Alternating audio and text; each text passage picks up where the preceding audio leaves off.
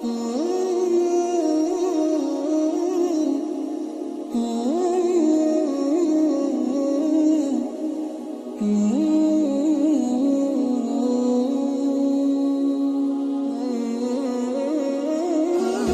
شعبان کی جو رات ہے اور 15 شعبان کا روزہ، اس کے حوالے سے بہت زیادہ لوگ سوال پوچھ رہے ہیں، تو میں نے ارادہ کیا میں ایک کلپ ریکارڈ کروا دوں۔ اس میں جو بھی میری ٹوٹی پھوٹی تحقیق ہے، جو میں نے احادیث دیکھی اس بارے میں اور جو علماء کے اقوال دیکھے اور جتنا میں اس کی ریسرچ کر سکا ہوں، اس کا ایک خلاصہ آپ کے سامنے رکھ دوں۔ اگر میں وہ تمام احادیث آپ کو پڑھ کے سناؤں، پھر ایک کی سند پڑھوں، پھر ایک کی سند پہ بحث کروں، تو وہ بات بہت ہو جائے گی لمبی اور کلپ بہت طویل ہو جائے گا۔ تو ایک خلاصے کے طور پر پوری جو ایک تحقیق ہے وہ میں آپ کے سامنے رکھنا چاہتا ہوں۔ تو 15 شعبان کی جو رات ہے، جس کو شب برات کہا جاتا ہے، اس کا نام شب برات کسی بھی حدیث سے ثابت نہیں ہے، اس لیے عرب اس کو اکثر لیلۃ النصف من شعبان کہتے ہیں کہ شعبان کے جو نصف ہے اس کی رات۔ خیر، اس کا نام شب برات ہو اگر اس وجہ سے برات کے اس میں اللہ تعالیٰ کہا جاتا ہے کہ جہنم سے بری کر دیتے ہیں، تو اس وجہ سے کسی نے نام دے دیا ہو تو ایک الگ بات ہے۔ لیکن اس رات میں ہوتا کیا کیا ہے، لوگ کیا کیا کر رہے ہیں، اس کی کیا شرعی حیثیت ہے، تو میں نمبر وار انشاءاللہ اس کو تفصیل سے بیان کروں گا۔ کچھ چیزیں تو ایسی ہیں جو بالکل ہی غیر ثابت ہیں۔ ان میں اس رات میں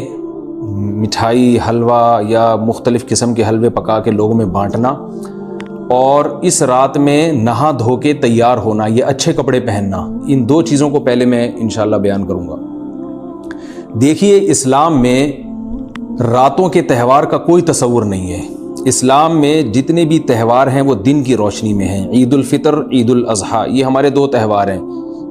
جس میں ہم سیلیبریٹ کرتے ہیں ایک دوسرے کو، یہ دن کی روشنی میں ہمیں بتائے گئے ہیں۔ غیر مسلموں کے تہوار رات کو ہوتے ہیں، جیسے عیسائیوں کے تہوار کرسمس آپ دیکھیں رات کو ہوتا ہے۔ تو اس کی وجہ یہ ہے کہ اسلام نے دن کی روشنی میں تہوار رکھے ہیں۔ بہت ساری حکمتیں اس میں ہو سکتی ہیں، پوری حکمتیں تو ہم نہیں جانتے، لیکن کچھ سرسری غور سے کچھ حکمتیں ہمارے سامنے آتی ہیں کہ رات کا وقت ایسی چیز ہے جو اللہ نے عبادت کے لیے بنایا یا آرام کرنے کے لیے، سونے کے لیے بنایا۔ رات میں اگر آپ سیلیبریٹ کریں گے کسی بھی عمل، یعنی کوئی خوشی منائیں گے، تو اس میں انسان کی گناہوں کی طرف توجہ زیادہ جاتی ہے۔ جیسے آپ دیکھیں کرسمس میں شرابیں پی جاتی ہیں، اور جو بھی غیر مسلموں کے تہوار ہیں اس میں بھی چراغاں ہوتا ہے رات کے وقت۔ تو جبکہ ہمارے ہاں جو عید الفطر ہے وہ دن کی روشنی میں ہم نماز پڑھ کے اس کی ابتدا کرتے ہیں۔ تو آپ کہہ سکتے ہیں کہ شب برات کو کوئی تہوار تو نہیں مانتا۔ تو دیکھیں، تہوار زبان سے ماننا ضروری نہیں ہے، آپ اپنے عمل سے جب کوئی ایسا کام کرتے ہیں جو تہواروں میں کیا جاتا ہے، تو اس کا مطلب یہ ہوا کہ آپ اس کو تہوار مان رہے ہیں، یعنی آپ اس کو ایک خوشی کا دن مان رہے ہیں۔ تو نہانا دھونا یا کھانے پکا کے لوگوں میں تقسیم کرنا یا خود کھانا، اور خاص طور پہ حلوہ یعنی میٹھا، یہ چیزیں تہواروں کے موقع پر ہوتی ہیں۔ جیسے ہم عید الفطر والے دن صبح سوئیاں بناتے ہیں، میٹھا بناتے ہیں، کھاتے ہیں، لوگوں کو کھلاتے ہیں، نہاتے ہیں، اچھے کپڑے پہنتے ہیں۔ جمعے والے دن بھی، جمعے میں بھی عید کا عنصر ہے حدیث میں، اس کو بھی عید قرار دیا، اس دن بھی ہم نہا دھو کے کپڑے پہنتے ہیں۔ تو جو لوگ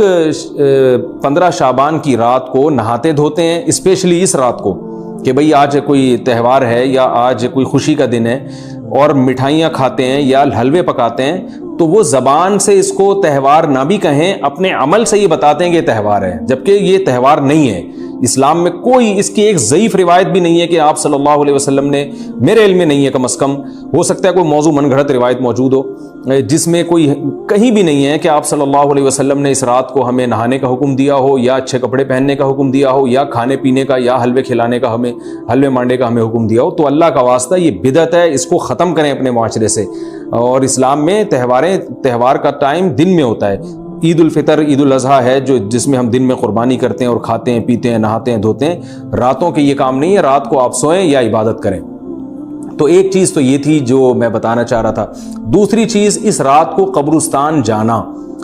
دیکھیے، اس بارے میں حدیث پیش کی جاتی ہے، مشہور حدیث ہے، لوگ سنتے رہتے ہیں کہ نبی صلی اللہ علیہ وسلم رات کو اٹھے اور امی عائشہ رضی اللہ تعالیٰ عنہ بھی آپ کے پیچھے چلی گئیں، اور آپ صلی اللہ علیہ وسلم جنت البقیع میں مغفرت کی دعا مانگ کے تشریف لے آئے واپس۔ تو یہ حدیث انتہائی درجے کی ضعیف حدیث ہے، اور ایک تو ضعیف حدیث ہے، دوسری بات یہ کہ اگر ہم تھوڑی دیر کے لیے فرض کر لیں یہ صحیح حدیث ہے، اور ہم کہتے ہیں کہ بھئی نبی صلی اللہ علیہ وسلم نے یہ عمل کیا ہے، تو صحابہ میں سے کسی سے ضعیف حدیث سے بھی ثابت نہیں ہے کہ کوئی اس رات قبرستان گئے ہوں۔ حضرت ابو بکر کے بارے میں کوئی روایت نہیں ملتی کہ اس رات قبرستان گئے ہوں، حضرت عمر کے بارے میں کوئی روایت نہیں ملتی، یہ کسی ایک صحابی کے بارے میں نہیں۔ تو آپ مجھے بتائیں کہ یہ کیسی سنت ہے کہ جو صحابہ کی سمجھ میں نہیں آئی اور ہماری سمجھ میں آ گئی ہے؟ تو مشرکین مکہ یہ کہا کرتے تھے لو کان خیرن ما سبقونا الیہ، قرآن مجید کی آیت ہے کہ اگر یہ اسلام میں کوئی خیر ہوتی تو یہ صحابہ ہم سے پہل نہ کرتے،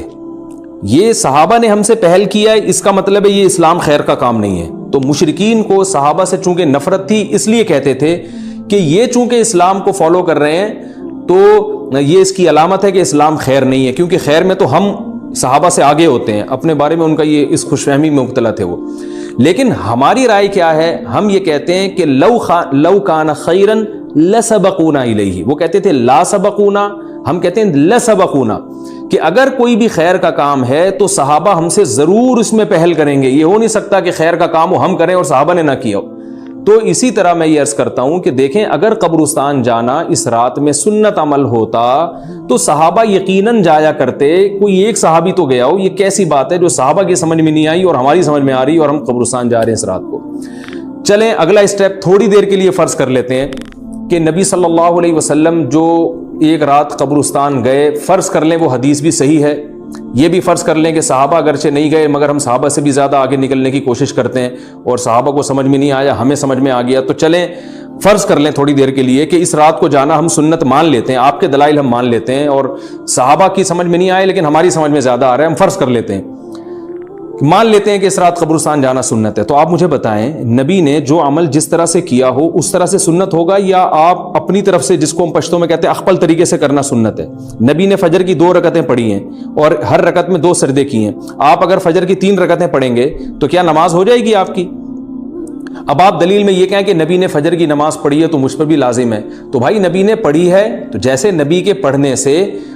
آپ پر پڑھنا لازم ہو گیا تو جس طرح سے پڑھی ہے اسی طرح پڑھنا لازم ہوگا، اخپل طریقے سے پڑھنا لازم نہیں ہوگا۔ تو اسی طرح یاد رکھیں، فرض کر لیں کہ نبی قبرستان گئے ہیں اور یہ قبرستان جانا سنت ہے، تو نبی کس طرح گئے ہیں اور کتنی دفعہ گئے ہیں؟ نبی رات کو چپکے سے اٹھ کے گئے ہیں، کوئی کسی کو آپ نے جمع نہیں کیا، کسی کو بتایا تک نہیں، جو اس حدیث سے پتہ چل رہا ہے ہمیں، اگرچہ یہ ضعیف حدیث ہے لیکن فرض کر لیں یہ صحیح ہے، تو کہیں پتہ بھی نہیں چل رہا، چپکے سے قبرستان گئے اور چپکے سے واپس آئے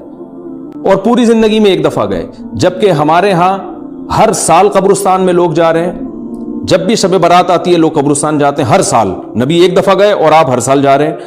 نمبر 2، جاتے جتھوں کی شکل میں، نبی تو چپکے سے گئے ہیں، تو آپ رات کو 2-2:30 بجے ذرا چپکے سے اٹھیں اور تنہائی میں جب قبرستان میں وحشت ہو اور اندھیرا ہو اور وہاں قبرستان جائیں، اتنا دم ہے آپ میں، تو ہم کہیں گے بھئی آپ نے نبی کی سنت کو زندہ کیا ہے۔ لیکن آپ تو جتھوں کی شکل میں جا رہے ہیں، نہا دھو کے جا رہے ہیں، خوشبو لگا کے جا رہے ہیں، تیار ہو کے جا رہے ہیں، اور جو کچھ وہاں خرافات ہو رہی ہیں قبرستان میں وہ تو ساری دنیا کو معلوم ہے، میلے ٹھیلے لگے ہوئے ہیں وہاں پہ، گولے گنڈے بک رہے ہیں، برگر بک رہے ہیں،